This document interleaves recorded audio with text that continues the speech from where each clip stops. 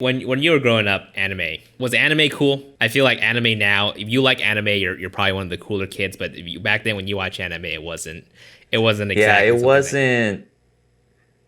Yeah, it wasn't as widely sort of like when I was in high school. Even the Japanese culture was still sort of very, very niche. Like even for us getting music, like Japanese music, like J-pop and stuff like that. Like one of my friends, he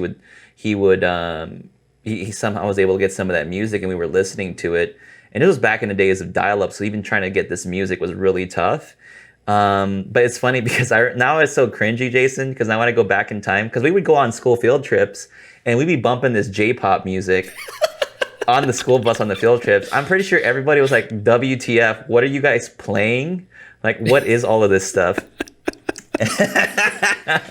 But What we is just, this? What is this trash? How what do you is know they're not this? cursing in your songs?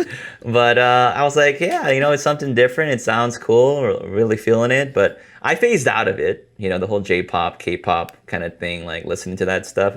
For me personally, after a while, I just kind of like fell off the bandwagon. But you're right with the high school stuff. And I'll tell you too, there was I don't know how this happened, Jason. Like in high school and stuff. We had a math class. We had to do a presentation. Me and my friend then we played this Korean music video in the class. We don't know how it happened. It was a math class. We ended up playing it, and I don't even know what happened. I'm like, I think back to it now of how cringy it must have been. It was this Korean music video called "Kiss Because I'm a Girl." Like I think it's from this group called Kiss, and I think it's Yeah, called "Because I'm a Girl." It's actually about this guy who's a photographer, I know what you're talking and about. I you know know what what you're I'm talking talking about. about, I right? know what you're It's like talking super about. sad. It's super sad. But see, that's the thing. It was like so wildly popular. But we got it before. I'm just trying to remember why it is that we played the video in the class and showed it to the whole class. It made no sense. I'm like, how did this have to do with math? But I think we played it in a math class, and I think back to it now. I was like, man, it must have been so cringy. And but hey, today, I mean, I think kids are still, I think, in my opinion, in terms of what like high school kids, I think more kids are now more receptive of to like Japanese, Asian, this kind of called like J-pop, K-pop, that kind of thing, especially with Yeah. that guy group, right? What's those groups?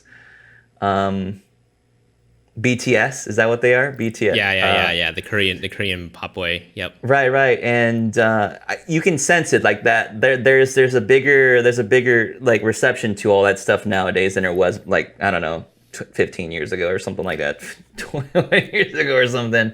It's So wild, man. It's like strange, right? Like for me, I kind of call myself a closeted weeb because it's something that you don't like to admit, but it's like, yeah, anime is cool. I like to watch anime. Oh yeah, Japanese culture is cool. I like the Japanese music, but definitely back in the day, it's like you're kind of a weirdo, right? And unfortunately, there is a little bit of a stigma if you're into the whole anime stuff. And now that I got a chance to kind of like hear it from kids this generation, or kids nowadays, especially Vivian's brother, they're like, yeah, watching anime is cool now. All my friends watches anime and they're still part of the cool crowd. I'm just like, damn, dude, man, where was this when I was around? I watch a ton like all anime, Naruto and all that, and everyone's like memeing this stuff on Facebook and all the cool kids too. I'm like, damn. Where was it this was hype all back those then, back Jason, it in was the all those day? kids doing that Naruto run. They were doing that ninja run. They ruined it. Damn, damn. Don't get me wrong. There's some stuff that's still super cringy out there.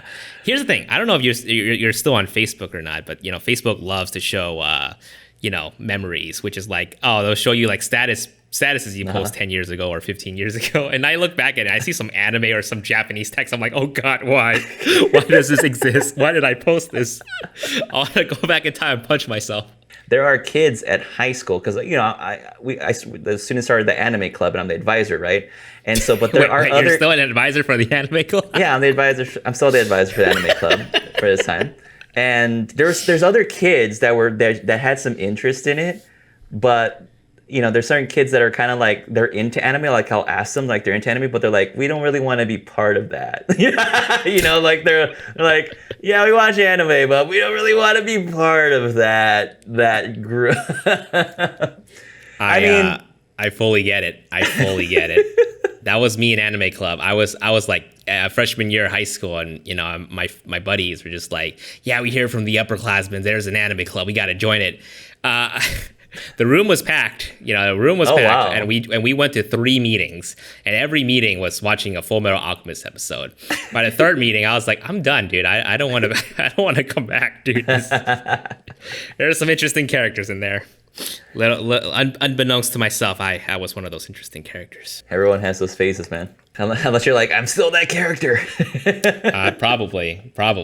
So I brought you to Anime Expo a couple years ago. What was that experience like? Very interesting.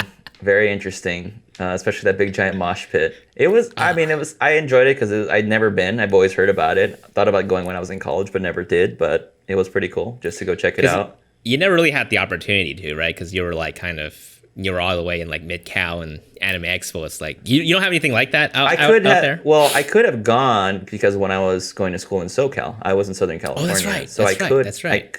I had some friends that were talking about it. They were like, yeah, we're going to rent this cheap hotel. We're just going to stay at this hotel and then go or whatever.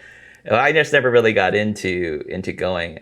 I mean, yeah, I was watching anime and stuff, but I didn't feel like I was like that into anime. Like, yeah, like that's so. I mean, and for me too, in terms of when I went, it was just fun to see the experience, but I don't know if I really got the typical experience where you go to see panels and things like that if you have something you're pursuing or something like that. But for me personally, I was when we went, I had to follow with anime, right? I hadn't watched anime in forever. There's like a lot of things I didn't even know. Who are you dressed up as? You're dressed up as a My Hero Academia character. I don't even know what this anime is. I don't even know what these characters were doing. And yeah, lots of interesting people, scantily clad and other things. So, I'll be honest, I've been going to a lot of these anime conventions for quite some time now, and it's always been more about the experience going with friends rather than actually being there for the anime or the culture itself. Because, when we went, I had a great time. We were out there shooting cosplay photos. We're bringing around a giant strobe with the umbrella through the crowd. I don't think we're supposed to do that. But we did, and, it's all these fun things that we get to do. And I remember doing this with my friends. It's just like, yeah, we're planning Anime Expo. Granted, we don't watch that much anime, but we're planning Anime Expo. We're going to get a hotel. It's about just going with your friends and having fun. I feel like that's what really the whole anime con culture is all about. So I'm glad I took you out there because I had a blast doing all those cosplay photos with you. And it makes for a great place to do some tests. I'm telling you, man. Camera tests. You're just a savage, man. When we were out there, you were just like, can you just hold that spot? Let me switch out the lens really quick. Hold on. Don't move. I got this 85. I got to get another 85 right now. Don't move. I got a 35. I got another lens I got to try. Can you just stay right there? Let me But I think we had set it up so that you would just switch the camera. You would just switch the camera out for that. But I'm telling you, we're never ever doing that again. I mean, I am never doing lens comparison like that ever again because it's just so much work, right? And on top of that particular year, the Sigma lenses were out for the E mount, and they were massive. Mm-hmm. Massive lens, and we have almost not 3 copies of each, but like 3 iterations of each, Sigma, Zeiss, and Sony. I'm just like, Danny, what are we doing with our life? Why are we even doing this? But it ended up being a pretty good video. I think it went on to get almost close to 200K in views, but wasn't it a good content area, Danny? Wasn't it a good content area? It was a good content area in terms of like, getting material that you needed to review the product. It was a really great time. Well, I hope you enjoyed that episode of the Monday Offline podcast. Make sure you let us know down below in the comments what you thought or a favorite story that you had and share some of your experiences. Don't forget to smash that like button, get subscribed, and hit that bell notification. We'll really appreciate it. We'll see you later.